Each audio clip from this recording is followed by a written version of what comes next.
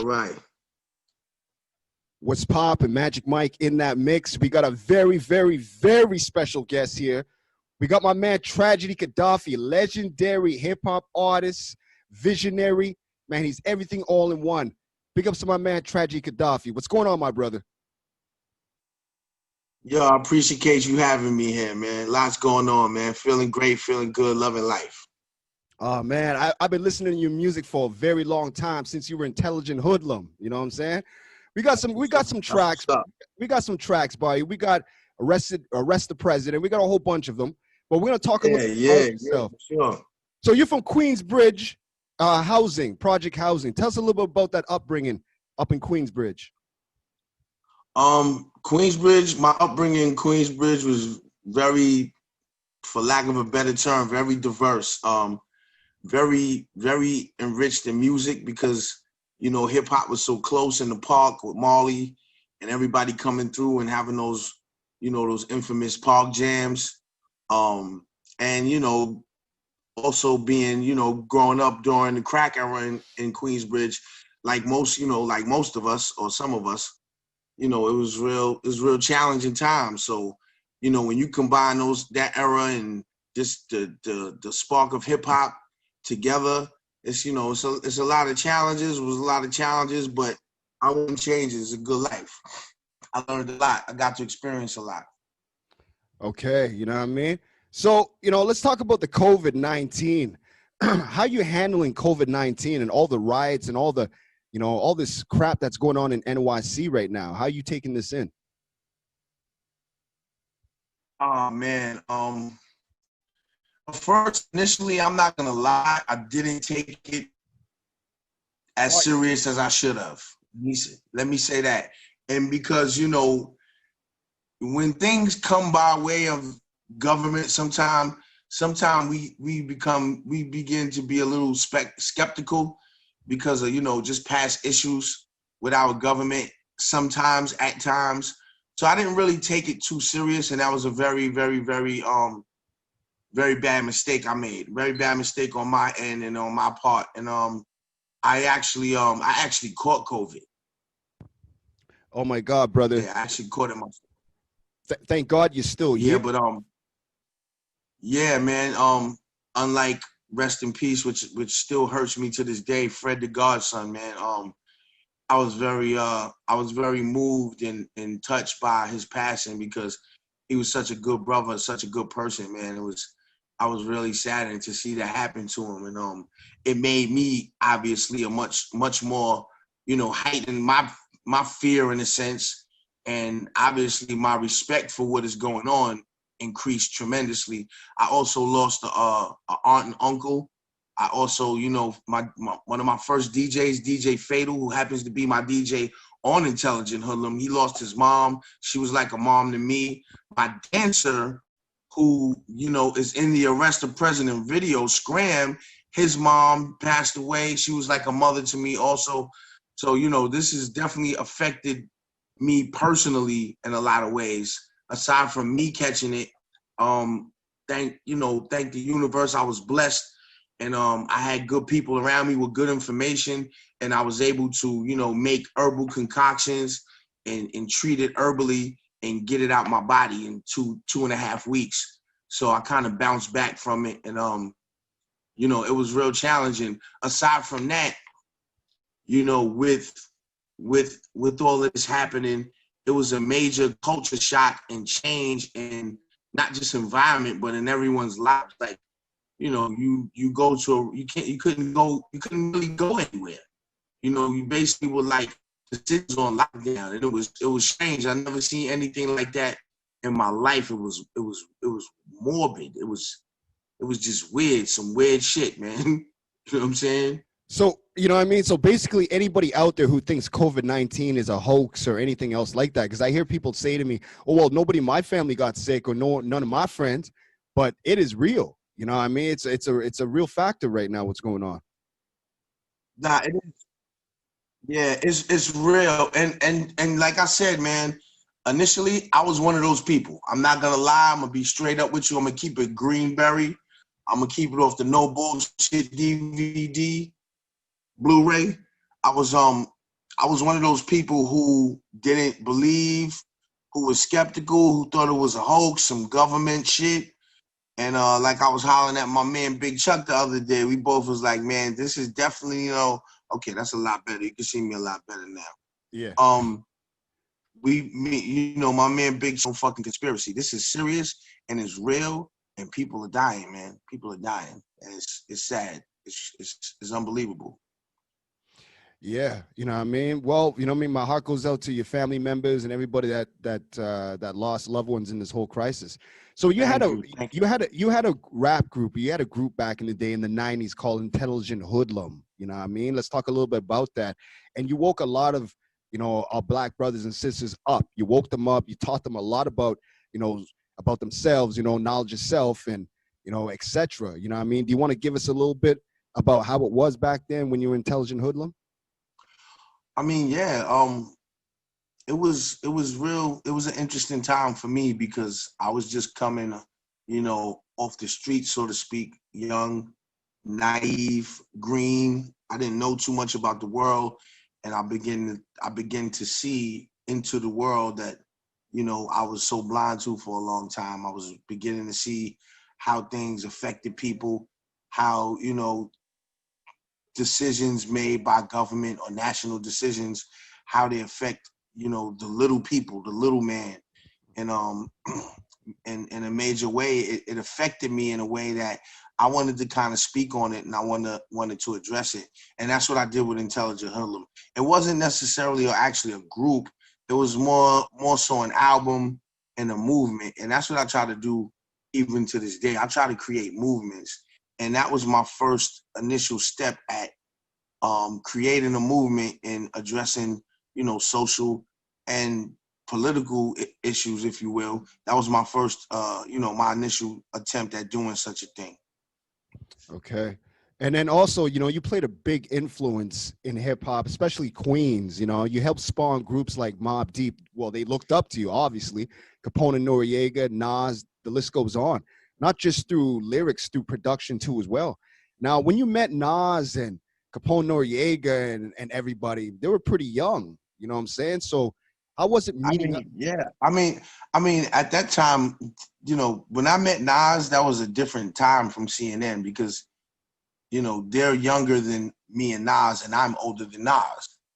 But when I met Nas, that was a different time, from the CNN era. But when I met him, we it was around the time when he initially just, I can say, started rhyming, or at least people started getting a glimpse of him. And it was real interesting because a lot of people were saying that he sounded like me.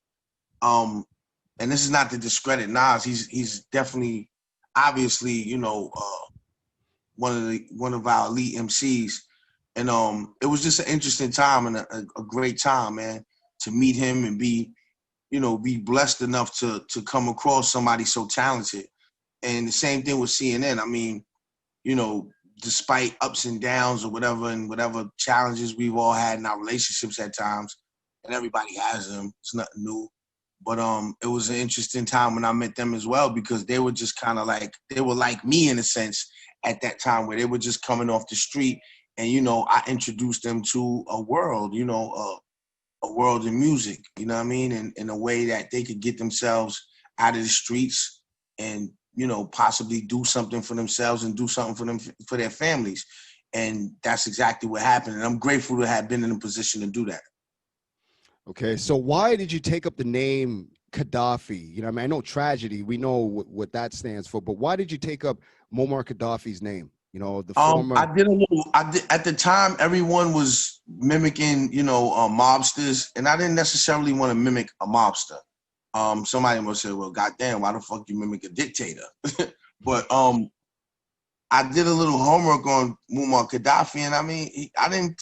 Some of us on this side of the globe painted him out to be, and I saw that there was in Libya there was a 1% homeless rate. You know what I'm saying? And all newlywed couples got a grant from the government. And I thought those things were interesting. And I thought those were like some good qualities. I mean, I've seen, footage and saw, doctrine, so to speak, of, you know, him being a dictator and killing his own people. But I think a lot of that was like, you know, one-sided and slanted. And I felt like he was a good man to his people.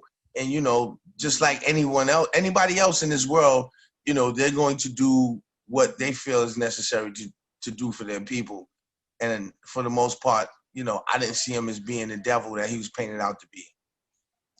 Okay, yeah, sometimes they like to do that, especially when you speak the truth and you got knowledge and you're trying to put your people in a proper position. Now, you Yeah. know, you're a junior member. I'm also say you're the youngest member of the Juice Crew, you know, legendary hip hop group, the Juice Crew. Everybody, if you don't know who the Juice Crew is, you shouldn't listen to hip hop or just go back and get the knowledge, right? Now, Yep. how's your relationship with the members now, especially, you know, your relationship with Marley Marl, because he was the whole, without Marley Marl, you would not have the Juice Crew. You know what I mean? You would have them, but you wouldn't Yeah. have them. I've like I said, you know, when you come into something as a kid, you're going to have a certain perspective, and you're going to have a different perspective as you would have more than likely once you become an adult.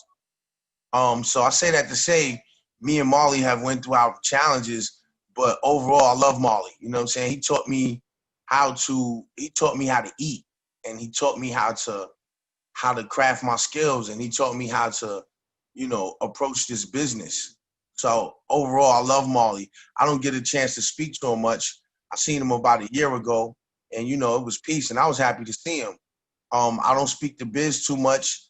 I speak to Shan here and there. We still keep a line to each other. I speak to G-Rap and Shantae the most probably. Okay, you know what I mean? So, you know, what's the future hold for Tragedy Khadafi? You know what I mean? Like any new I'm glad you albums? said that. I'm glad you said that. Right now, I'm working on a project called Crime Constituents. I actually have the shirt on right now. And where can they cop that? I have different colors, different flavors. You can DM me. You could go to my Instagram, Tragedy252, and you know, you buy a shirt, send it to the PayPal, pay to PayPal. I'll ship you the shirt right out if I have your size.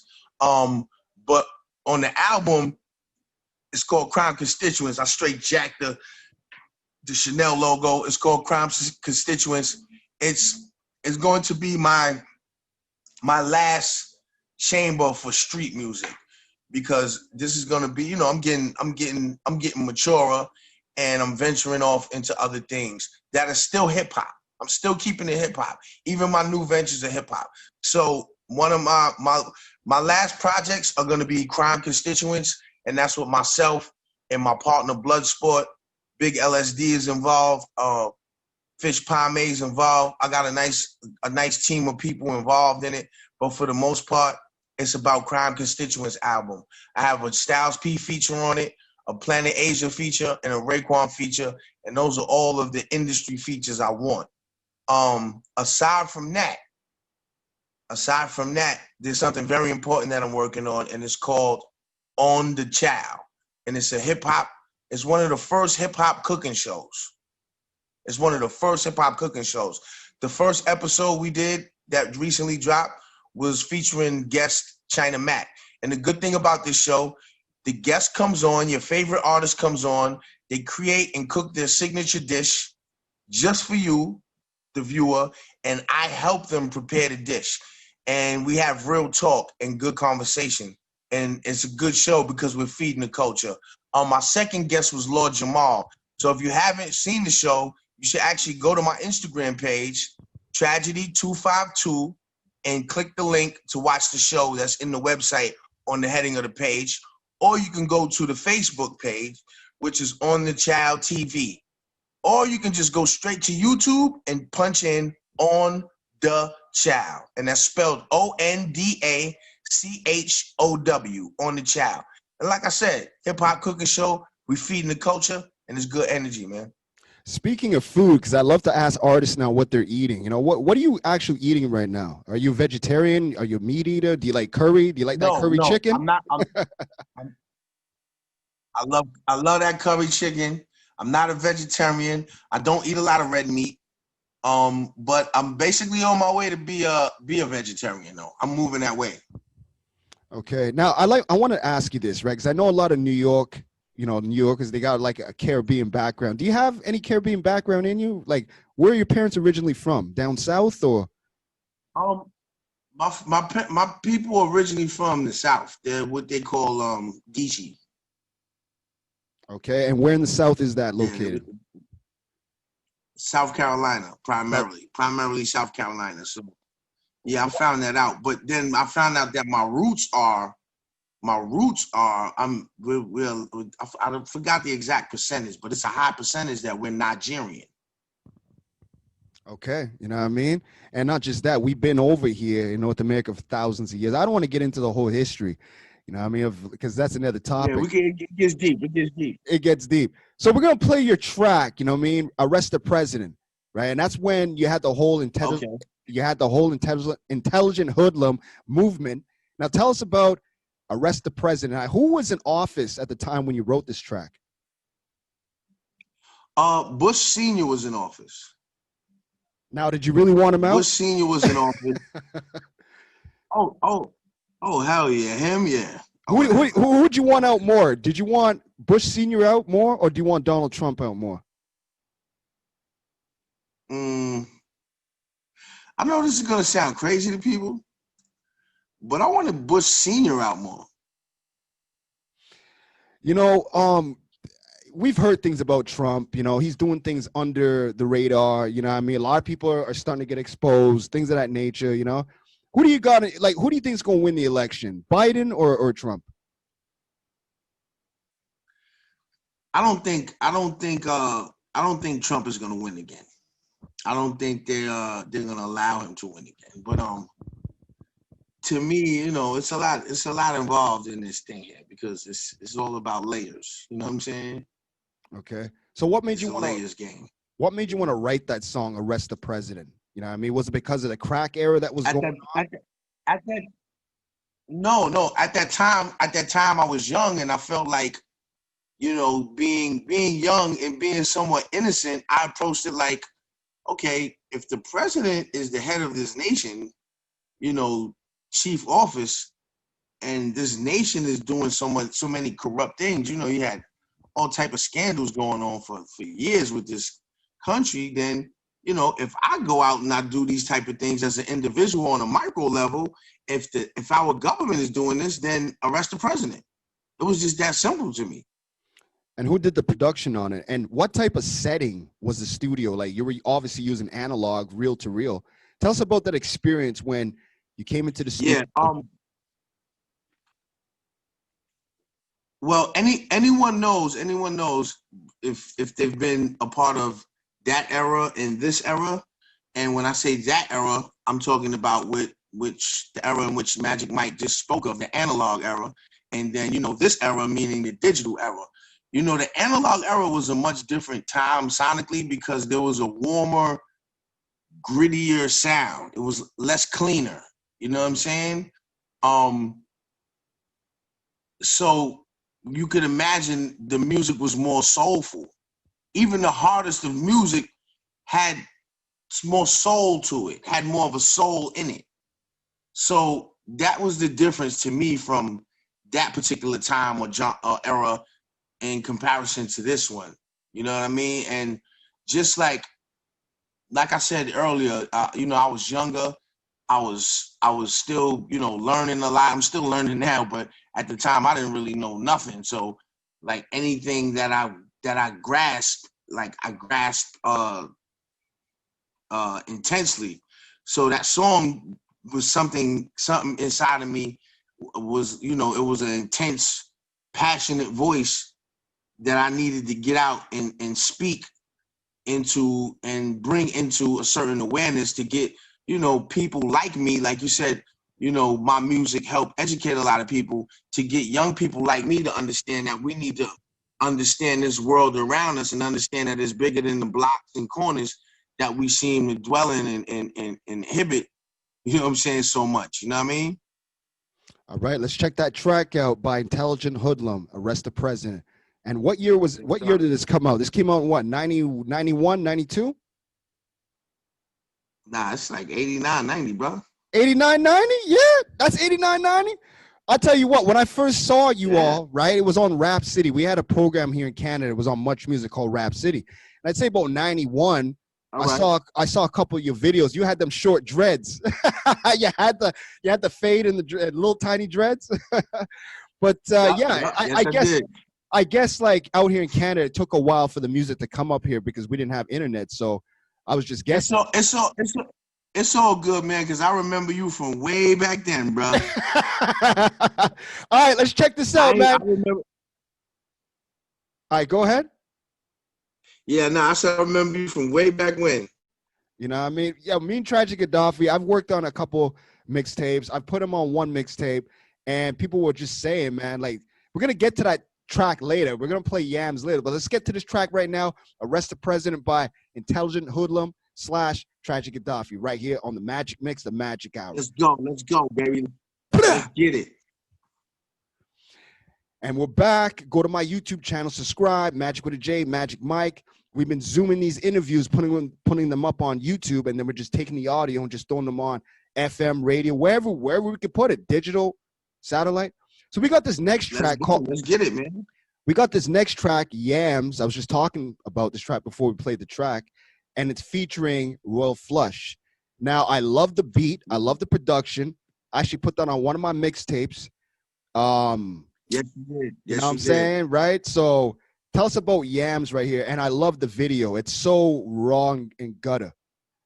Yeah, we kept it. We wanted to keep it raw and gutter, but we wanted to have a good time. When me and Flush come together to make music, we have a good time. So Yams is one of them songs where I said, you know, Flush, let's just get in the studio. Let's just have a good time. So you'll see me as he's rhyming, making funny faces and acting up and sort of making expressions to like coincide with his bars and vice versa. And we just having a good time, man. That's one of my favorite songs that I've ever done. And I happen to do it with somebody that I love and enjoy working with. Flush is a genius. He's very creative, very talented, and a lot more complex musically than people even realize. And I've got to witness that in the studio. And just like which people see, just like in the studio, you know, he's very intricate and he's very detailed and, like I said, very creative. He's the same way in the kitchen. And people are going to see that with this new show on the channel. You know, I want everybody to watch this show, subscribe to the channel, and check it out. Because if you love Yams, Yams is just a small speck of what we do on the Chow Show. We have a good time, we cook, and it's all about hip hop and it's all about feeding culture. Okay. Now tell me about permanently scarred. Tell me about permanently scarred, because sometimes we go through some emotional things that happen to us, physical things, and we never forget it. You know what I mean? It could have been a homie of yours getting shot. Go ahead. Yeah, Permanently Scarred is a song that's very close to home with me because it's basically I'm basically talking about my mom, you know, and talking about how my mother went through drug addiction, fought it. She died clean, but you know, she fought it for a long time, and some of the things that we went through together and I went through as a result of it, and I talk about it in Permanently Scarred, you know. But the reality is that the song is called Permanently Scarred, but I permanently healed from it because I was able to talk about my pain and talk about my scars. And that's what I want people to get from that song. It's a real heartfelt song. It's a real deep song. I don't like to just rhyme about, you know, braggadocio shit. I do that too. You know what I'm saying? I don't like just to spit bars on, you know, how nice I am. I do that too. But for the most part, I would like to think or feel that I'm not so one-dimensional. And that other aspect of me is I like to reveal my pain and put it out on track because I'm hoping somebody can relate to it, and maybe I could be their voice too. Maybe I could be the voice of those whose mothers was on drugs and it hurt them and they didn't know how to speak out about it. They didn't know how to talk about it, and they kept it in and they bottled it in. And that's what that song is about. So, you know what I mean? Is there anything else you want to say to her? What's your social media? You got Twitter. I know you said your Instagram. You got Facebook. What do you got? Makers, producers, you know, artists, you know, execs, whatever. You want to get at me on the IG, Tragedy252. But also to follow my IG On The Child, because I have an IG for On The Child, and the Facebook is On The Child TV. And that's the best ways to get at me. That's the best ways to stay updated on some of the things I'm doing, and definitely one of the ways to watch the show. Again, they can go to YouTube and put in On the Chow, which is ONDACHOW, and check me out. All right. Well, thank you so much, Tragic Khadafi, for taking the time out. You know how Zoom is, right? Sometimes you got your Anytime for you, brother. Anytime. Thank you so much. You know how Zoom is, right? Sometimes you got your good days, you got your bad days. You know what I mean? So I wanted to ask you one last question. Yeah, it's all good. This whole world right now, this whole world has gone digital. You know what I'm saying? Right, 100%. Yeah. Where do you see this world going in the next 5 years? Where do you see it going in the next 5 years? Oh man, in the next 5 years, I mean, it's gonna be hard for quality artists to keep up with the flow of content, because being that it's so digital, people are just gonna keep putting out bullshit and fast food, and the gourmet sort of rappers or artists or lyricists is gonna find it harder if they're not able to keep up. So it's all about stockpiling. It's all about keeping the pipeline open with good quality music, because the more this opens up, the more people are just gonna flood it. And it's gonna be overriding with content, as it already is. So the quality artists, man, we gotta stick together. We gotta support each other, and we gotta keep this hip hop alive. But that's where it's going. All right, let's hit this track, Permanently Scarred. Thank you once again, Tragic Khadafi, for taking the time to let Majic Mike interview you. You definitely got to come back on again. And next time we're going to do the phone call thing. You know, one thing I do miss in the industry, I miss traditional phone calls. I've been having a couple back to the phone call, and phone calls, you just usually press record, you take the call, it goes through. With the Zoom thing, it's easy. Yeah, with the Zoom thing, you got to worry about buffering and editing, and it's a lot cleaner during the phone. It's a lot, but I'm gonna tell you, for you, all you gotta do, you got my Instagram, DM me, and you know, you could get right to me, man. I don't mind you getting right to me, and we'll do it again anytime you're ready. All right.